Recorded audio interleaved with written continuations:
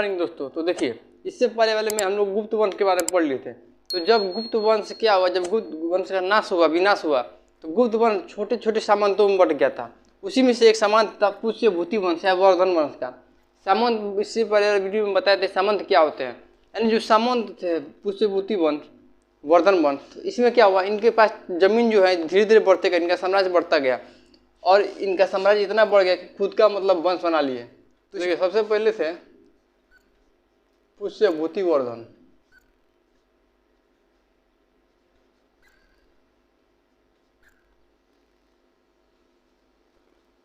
जो पुष्य भूति वर्धन थे, ये सामंत थे। ये राजा नहीं थे बल्कि सामंत थे, सामंत थे। और इसके बाद से पुष्य भूति वर्धन के बाद से इसका अगला पुत्र बना प्रभाकर वर्धन।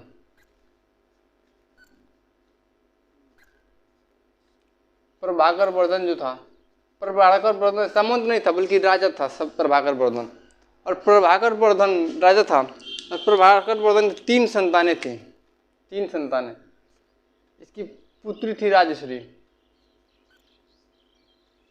प्रभाकर वर्धन की पुत्री राजश्री थी। उसके बाद से इसका पुत्र था राजवर्धन और छोटा पुत्र था हर्षवर्धन।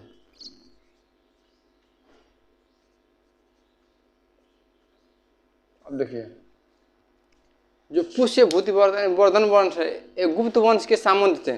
और गुप्त वंश भी जो है कुशाल वंश के सामंत थे। यानी जो सामंत थे अपना धीरे धीरे अधिकार करते हुए इनका जो बड़ा सामंत बन गए थे। जो पुष्य भूति वर्धन है, ये भी बड़ा सामंत बन गए थे। और धीरे धीरे इसमें पुष्य भूति वर्धन सामंत थे और इनके पुत्र जो प्रभाकर वर्धन को वास्तविक संस्थापक माना जाता है। इसको संस्थापक, वास्तविक संस्थापक माना जाता है। और इसके 3 पुत्र, राजश्री जो थी पुत्री थी, राजवर्धन और हर्षवर्धन। प्रभाकर वर्धन 3 पुत्र थे। अब देखिए, यहाँ पे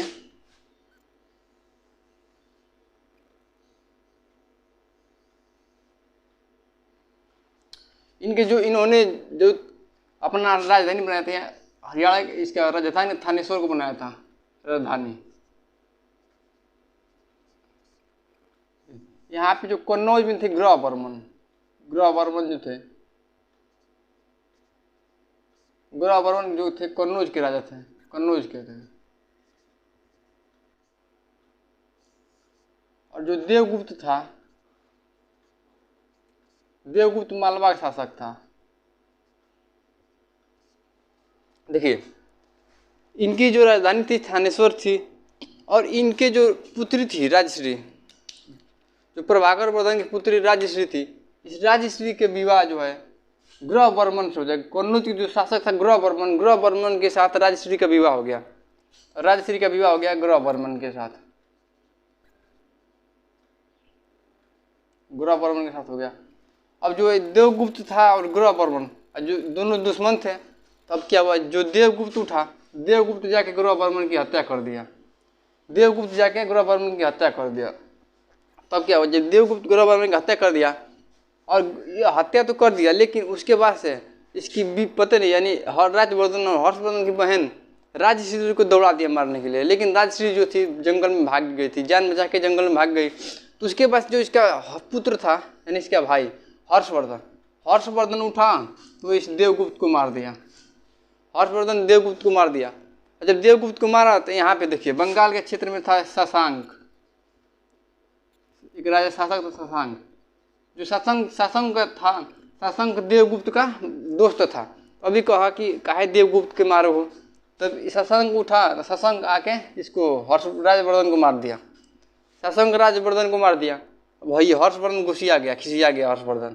तो हर्षवर्धन क्या किया, हर्षवर्धन उठा तो शशांक को मार दिया। इसमें देखिए दोनों आपस में मारा मारी कर रहे हैं। यानी इसमें राजश्री का विवाह ग्रह वर्मन से हो गया। जब ग्रह वर्मन से राजश्री का विवाह हुआ तो देवगुप्त जाके ग्रह वर्मन की हत्या कर दिया। अब जब देवगुप्त ग्रह वर्मन की हत्या कर दिया तो राजवर्धन जाके देवगुप्त की हत्या कर दिया। और जब देवगुप्त की हत्या राजवर्धन ने कर दिया तो देवगुप्त का दोस्त था शशांक, जो बंगाल के एरिया का शासक था। तो शशांक उठा तो जाके राजवर्धन को मार दिया। जब राजवर्धन को मार दिया तो हर्षवर्धन शशांक को मार दिया। अब देखिए, जब सब अभी तो खत्म हो गए। लेकिन यहाँ पे जो शासक बचा हर्षवर्धन, हर्षवर्धन बचा। तो हर्षवर्धन के सामने दो चुनौती आ गई थी। एक की इसकी अपने बहन को पहले खोजना था और दूसरी की राजतंत्र भी चलाना था, यानी अपना राज्य चलाना था। अपना जैसे जो प्रजा थी, राजा के बाद से प्रजा, जैसे सबसे पहले तो हर्षवर्धन राजवर्धन के हाथ में, मतलब राजवर्धन के हाथ में शासन था। लेकिन राजवर्धन के मरने के बाद शासन आ गया हर्षवर्धन के हाथ में। हर्षवर्धन के आगे सामने दो चुनौतियाँ थी, या तो अपने पहले बहन को ढूंढता या फिर अपने राज्य चलाता। तो इसने क्या किया, हर्षवर्धन ने दिवाकर नामक बौद्ध भिक्षु से, यानी एक दिवाकर नाम का बौद्ध भिक्षु था, बौद्ध भिक्षु, इसने दिवाकर नामक बौद्ध भिक्षु से पता लगाने को कहा। तब इसने पता लगाया तो पता चला कि एक महिला है जो जंगल की तरफ, मतलब जंगल में देखा गया है जिसको। तो पहचान गए, क्योंकि देखिए जो राजश्री थी राजा के घर से थी। अब इन जो राजा घर से होते हैं तो उनका कपड़ा वपड़ा देख के आसानी से पहचान में आ जाते हैं। तब इसने बताया कि जो जंगल में है, इसकी बहन जो है जंगल में दिखी थी।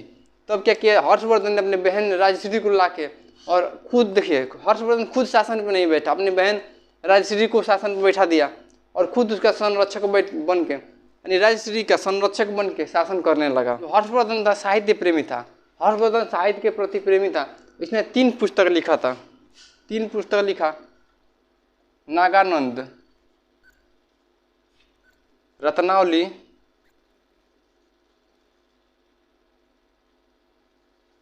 नागानंद, रत्नावली और प्रियदर्शिका।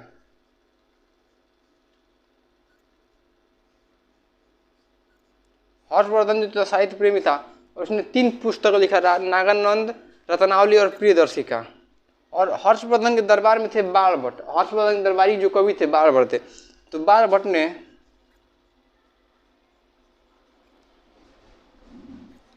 बाणभट्ट की दो रचनाएं थी, कादम्बरी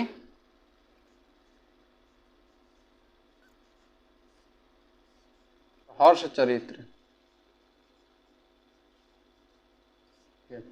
जो हर्षवर्धन था, हर्षवर्धन के शासनकाल में, देखिए हर्षवर्धन के शासनकाल में था, हर्षवर्धन तो साहित्य के प्रेमी था। हर्षवर्धन ने 3 पुस्तकें लिखी, नागानंद, रत्नावली और प्रियदर्शिका। हर्षवर्धन के दरबार में एक कवि थे बाणभट्ट।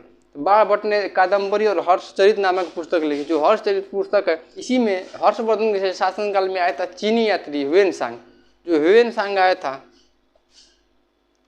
तो ह्वेनसांग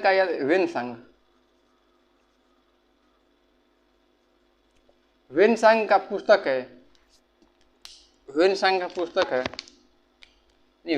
का यात्रा विवरण है,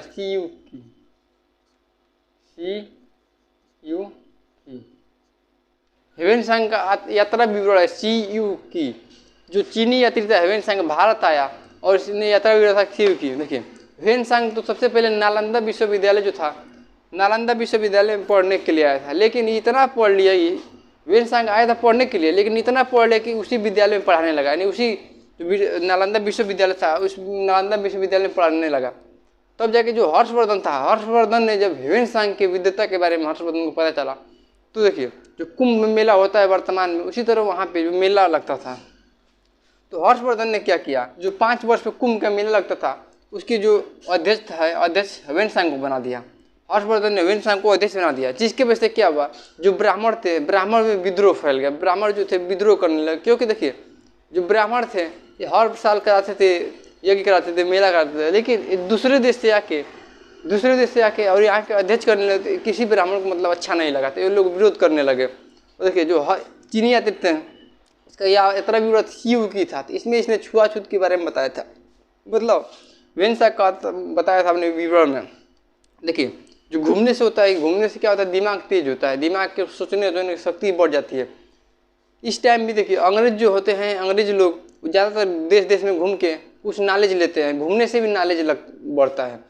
तो ये लोग क्या करते थे, चीनी यात्री आए, मतलब चीनी यात्री देखेंगे बहुत, फायान आया, ह्वेनसांग आया, तो ये लोग घूमते थे, इससे जिसकी वजह से इन लोगों का नॉलेज बढ़ता था और ये लोग अपना पुस्तक लिखते थे नॉलेज बढ़ा के। जब इसका विद्रोह हो गया, ब्राह्मणों ने हर्षवर्धन का विद्रोह कर दिया, क्योंकि हर्षवर्धन ने जो कुंभ मेले का हेवेन कुंभ मेले का अध्यक्ष जो है हेवेन को बना दिया।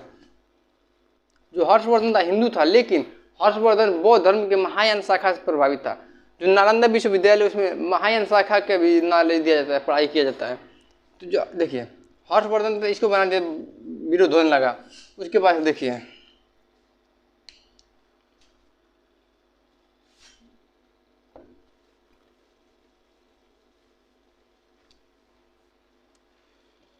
हर्षवर्धन ने क्या किया,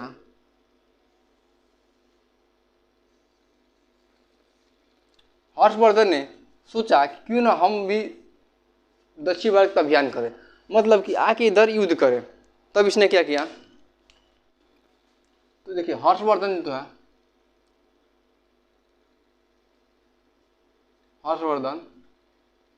हर्षवर्धन दक्षिण भारत का अभियान करने के लिए निकला।